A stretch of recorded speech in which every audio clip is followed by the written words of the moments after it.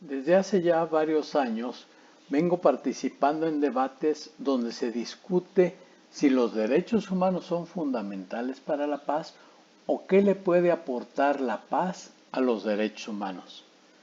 Desde mi punto de vista, son dos perspectivas complementarias para luchar por dignidad humana.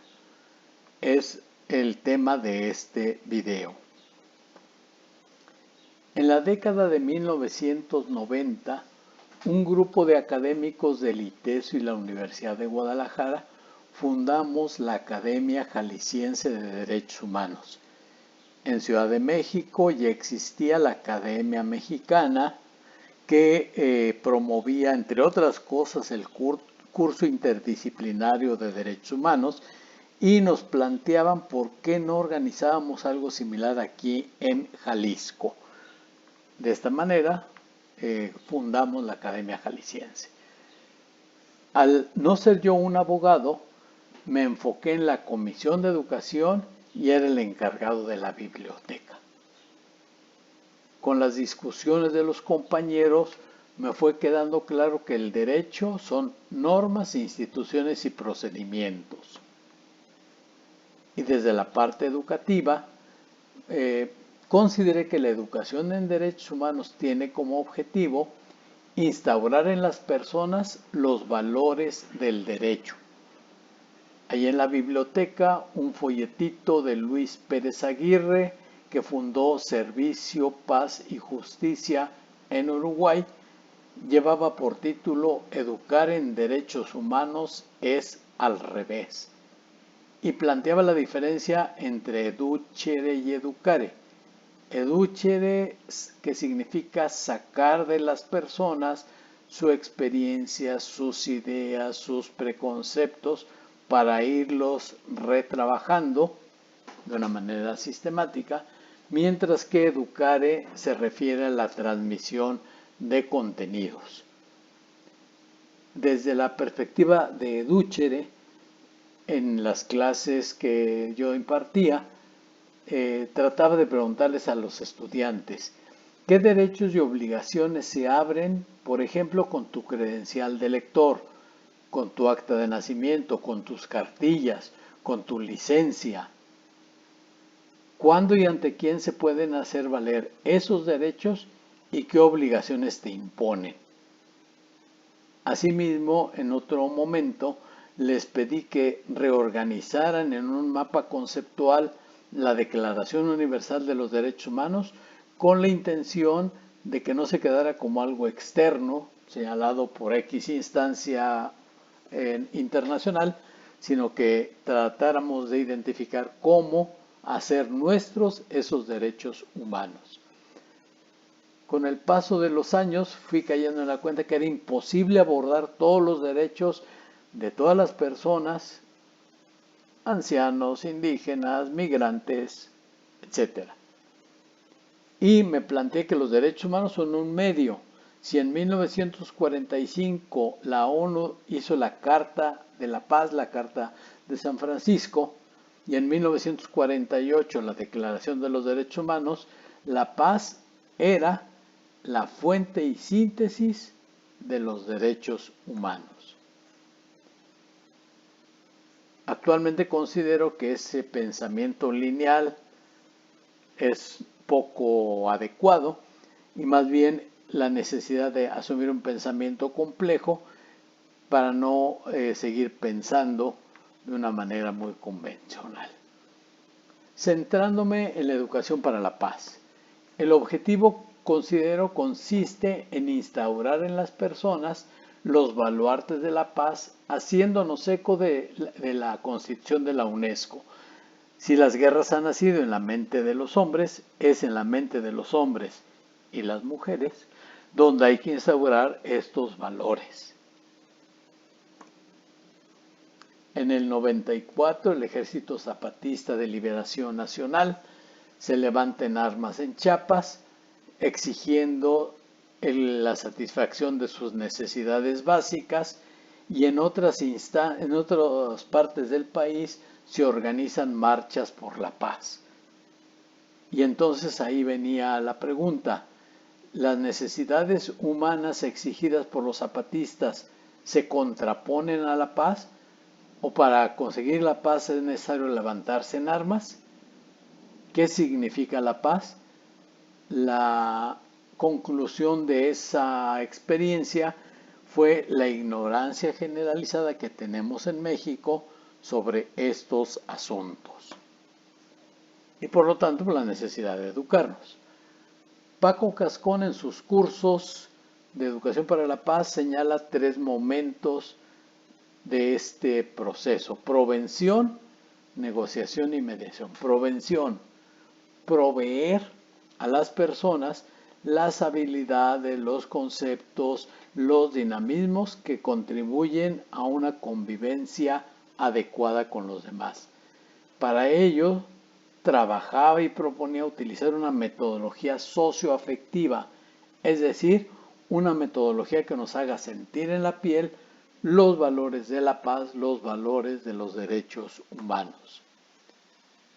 Sin embargo, al trabajar en una universidad, era muy complicado encontrar textos que nos ayudaran a hacer una educación para la paz en la educación superior. Y lo poco que existía venía de España. Aquí en México prácticamente no había, y creo que todavía no hay, suficiente literatura para hacer estos procesos en el ámbito universitario.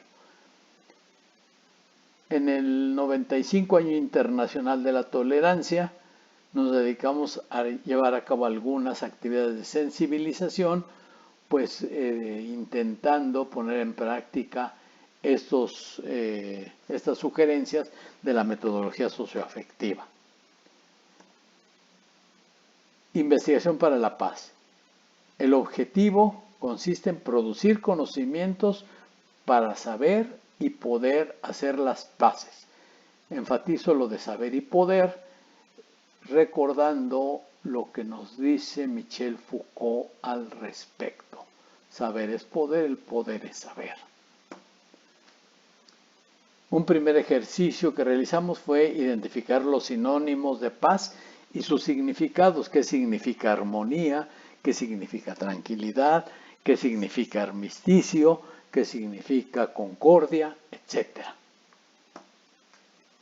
También nos dimos a la tarea de identificar o ahondar en temas concretos: poder y empoderamiento, violencia, agresividad y conflicto, socialidades y grupalidades, confianza y comunicación, temas respecto de los cuales la universidad tiene muchísimo saber acumulado.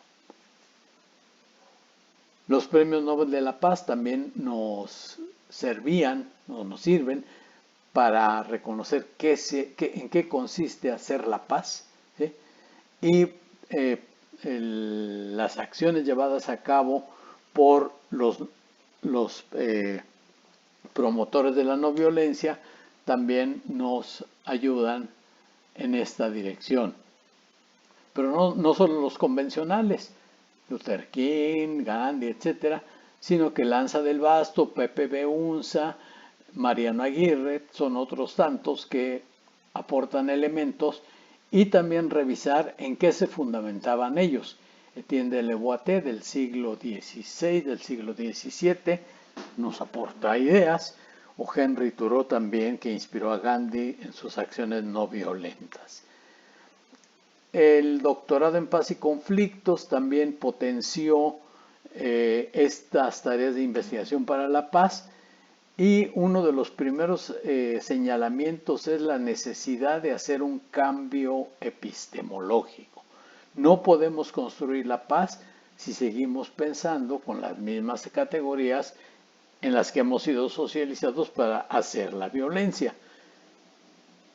Y desde perspectivas como el pensamiento complejo, el construccionismo social, feminismos o la perspectiva ambiental, nos ayudan, nos dan herramientas para llevar a cabo ese cambio en la manera de pensar.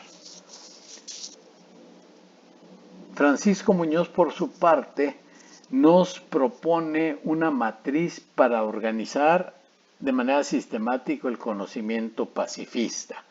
Es una matriz unitaria y comprensiva que está conformada por 5 ejes o parcelas, que yo le llamo parcelas de la construcción de cultura de paz. De construir violencias, regular y transformar conflictos, una noción de paz imperfecta, más allá de paz positiva, de paz negativa. Francisco Muñoz propone paz imperfecta, identificar y potenciar mediaciones y empoderamiento pacifista. Junto con estos aprendizajes, varios autores señalan la importancia de las necesidades humanas, la satisfacción de necesidades para la construcción de paz. Manfred Max Neff, en su texto, nos habla de la importancia de considerar de una manera distinta las necesidades humanas, puesto que al no tener una idea clara, lo que estamos haciendo es no lograr su satisfacción. Y finalmente, ya en relación con derechos humanos, el propio doctorado planteaba una visión compleja de los derechos humanos a través del profesor Joaquín Herrera Flores, del que también hay muchos textos que pueden ubicarse en las redes. Sin embargo, la educación para la paz y la investigación para la paz tienen como espacio natural las escuelas o las instituciones educativas. Sin embargo, no se agota ahí las posibilidades de la paz. Entonces, cuando hablamos de cultura de paz, se habla de la importancia de recuperar y enriquecer el legado cultural de paz que tenemos como humanidad a través de todas las demás áreas de la vida en colectivo: la economía, la política, el arte, etc. Entonces, cuando hablamos de cultura de paz, se trata de incidir y de recuperar lo que ahí se está haciendo de cultura de paz. Partir de una convicción: los seres humanos diariamente realizamos muchas más acciones de paz que de violencia. En las escuelas, en los hospitales, en los bancos, en las instituciones públicas, muchas más acciones de paz que de violencia observamos. Instituciones, normas y procedimientos han sido creadas con fines pacíficos, es decir, el derecho, los derechos humanos son o tienen como fin la construcción de la paz. Para ello hay que no solo tener esas instituciones, sino tener la voluntad, los proyectos y los instrumentos necesarios que nos permitan ponerlas en marcha. Y la necesidad de asumir perspectivas multi, inter y transdisciplinarias, o lo que en otros contextos se llama la ecología de saberes, para avanzar en esta dirección. Y junto con ello, asumir las perspectivas de la justicia, no solo la punitiva, sino las propuestas de la justicia transicional, restaurativa, distributiva o alternativa.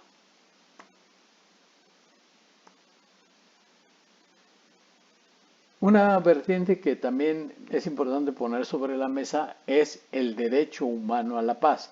Además de educación, además de investigación, además de cultura, está la parte jurídica, el derecho humano a la paz. En el 2006 fue declarado por la ONU, sin embargo, se le quitó del título la palabra humano.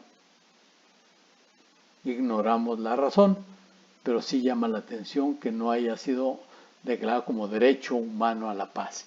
Y consta de 5 artículos muy simples que no pasan de ser buenas intenciones. Los invito a revisarla ahí directamente en las redes.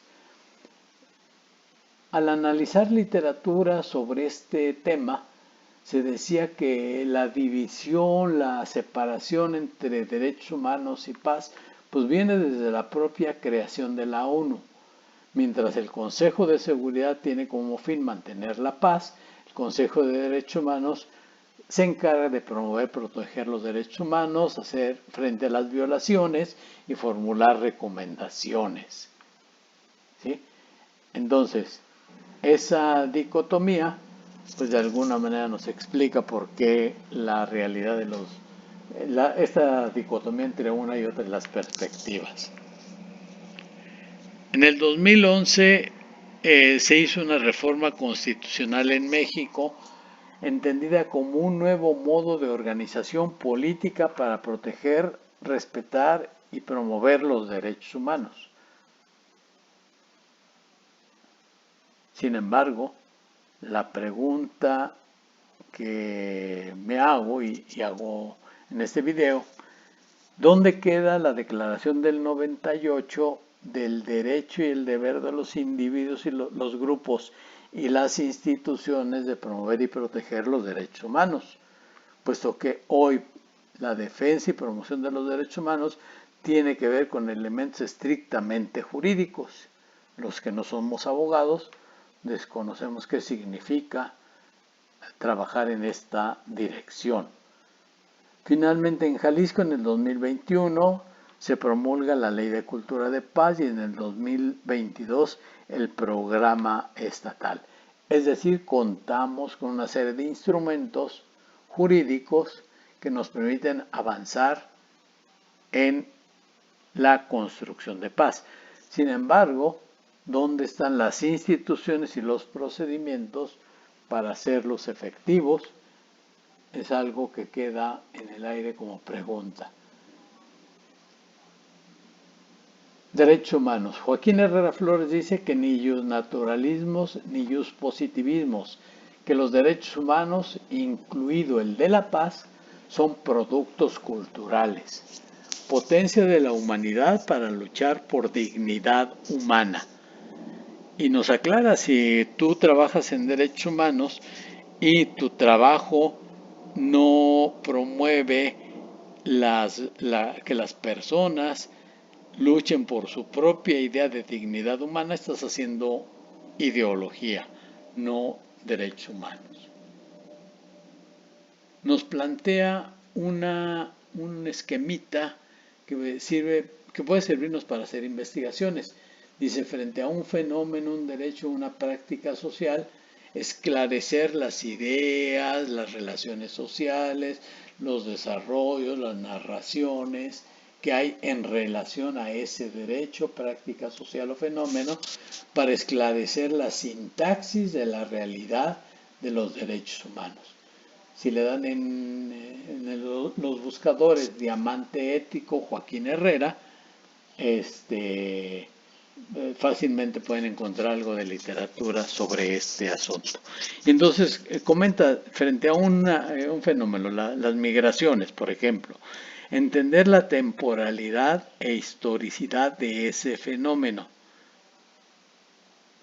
Identificar las instituciones que están en esa situación actuando. Por ejemplo, en Tijuana, pensaba en Tijuana, temporalidad de historia que se da en la migración de Tijuana, las instituciones, las posiciones o ideas que sostienen los diferentes agentes de las instituciones o las actitudes que se asumen al respecto. Entonces, hacer una combinación de estos elementos nos permite tener una idea más clara de lo que son en realidad los derechos humanos. Entiende que este es el eje semántico de los derechos humanos y es el eje pragmático, ¿sí? En este diamante. Y todo esto sugiere abordarlo desde una metodología relacional, una filosofía impura y considerando la acción política de seres humanos corporales. Una perspectiva que se relaciona con lo que habíamos señalado anteriormente de una metodología compleja desde una filosofía imperfecta, y desde acción política de seres humanos corporales señalada con la metodología socioafectiva de la educación para la paz. Y ahora sí, con esto terminaría.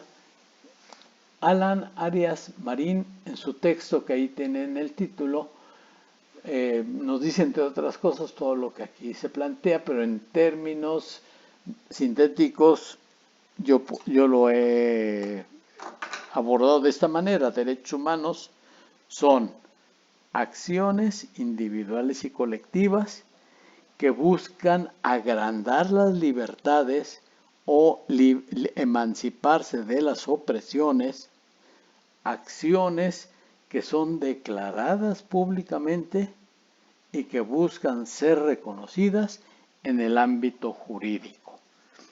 Es decir, lo fundamental o el acto instituyente, como dice Alan Arias, el acto instituyente es la acción y con lo que concluye esa acción es con el reconocimiento jurídico.